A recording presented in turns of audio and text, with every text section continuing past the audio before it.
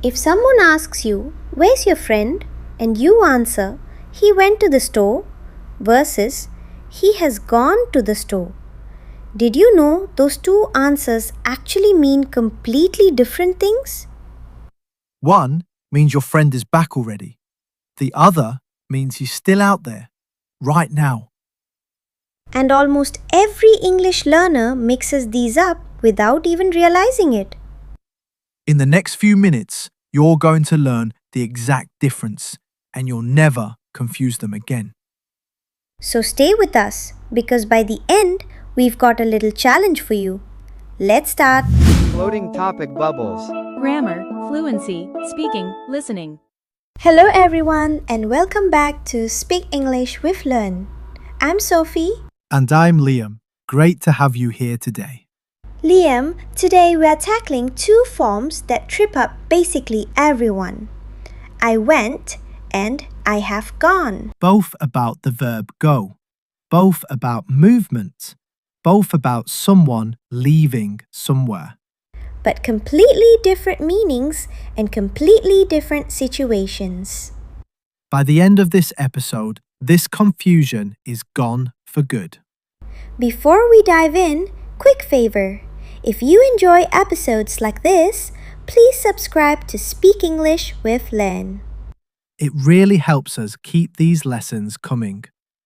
All right, let's get into it. Actually, something funny happened to me yesterday that's a perfect example. Tell me. I texted my coworker Anna asking if she wanted to grab lunch. Her assistant replied instead and said, "Anna has gone to a client meeting. She'll be back later." Okay, simple enough. Then I replied, "Oh, I went to a client meeting yesterday too. It dragged on forever." And? The assistant said, "Wait, you went yesterday and Anna has gone today? Meeting season, apparently." Meeting season.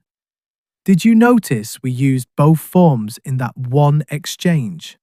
Exactly. Anna has gone to a meeting. I went to a meeting yesterday. Same verb, same idea, but totally different forms. And that's exactly what we're unpacking today. Why went in one sentence and have gone in the other? Let's start with I went, because honestly, it's the simpler one. I went is past simple. Something that happened at a specific point in the past. And it's finished. Done. Over. There's no connection to right now. For example, I went to Rome last summer. Specific time, last summer. Finished. I'm back home now. Or she went to the market this morning. This morning, specific, and she's back already. Try this one. We went to that new sushi place last week. Finished, done, no lingering connection to now. Or, he went to the gym yesterday. Yesterday, specific past, complete. And notice the pattern. There's almost always a time expression attached. Last year, yesterday, this morning, last week, back in 2020. These time words are your signal. This is went territory. For instance, I went to Berlin when I was in university.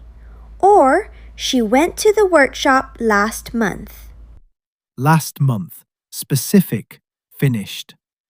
And went always means the trip is over. You once and you came back. I went to the meeting, I attended it. Simple and clean.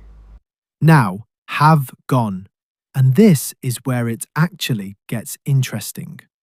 Present perfect, but with a very particular meaning. He has gone, she has gone, they have gone. And notice something. We almost never say, "I have gone" about ourselves. Why not? Think about it. If you have gone somewhere, where are you right now? At that place, not here. Exactly. So, how could you say, I have gone to Rome, if you're sitting right here talking to me? You'd have to actually be in Rome. Right. So have gone is almost always about other people or other things. For example, Anna has gone to a client meeting. She left and she's still there, not back yet. Or he has gone to the pharmacy. He left and he hasn't returned. Or they have gone on vacation. They left and they're still away. Or the director has gone to a conference. She's still there, not back yet. Have gone always carries that meaning. They went and they haven't come back. The action isn't finished. And that's the key difference from went. Compare. She went to the market versus she has gone to the market. Same person, same market, completely different situation. Where's your tea, by the way? Oh, it has gone cold. Exactly. Not it went cold. Because it's still cold right now, it's a present result. The most educational cold tea in history. Now here's something important. Have gone is also used when something has disappeared or run out. Not just for people traveling somewhere. Right. Things that are finished no longer available. For example, all the tickets have gone. Sold out. None left. Or that opportunity has gone. It's no longer available. It passed. Or my headache has finally gone. It's no longer there. Have gone. Things that vanished, ended, or are no longer present. You'll hear this constantly. The sun has gone behind the clouds. It's no longer visible. Or my energy has completely gone today. Extremely relatable. Let's compare one more time, very clearly, side by side. Same situation. You want to find Anna. Where is she? Option 1 went. Anna went to the client meeting this morning. She went this morning. She's back now. Past. Finished. Option 2 has gone. Anna has gone to the client meeting. She left. She's still there, not back yet. Such a tiny difference, but it changes everything practically.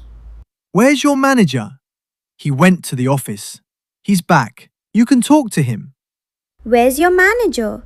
He has gone to the office. He's still there, not available yet. A real practical difference. And now you'll always pick the right one. Let's fix some very common mistakes. Mistake 1. Using have gone when you mean went. Like, I have gone to Rome last year. That's wrong. Correct version: I went to Rome last year. Mistake 2. Using went when you mean have gone. Like, she went to the market when she's actually still there. That should be she has gone to the market. Mistake 3. Saying, I have gone about yourself. Like, I have gone to Rome many times. That sounds strange. You're here, not in Rome.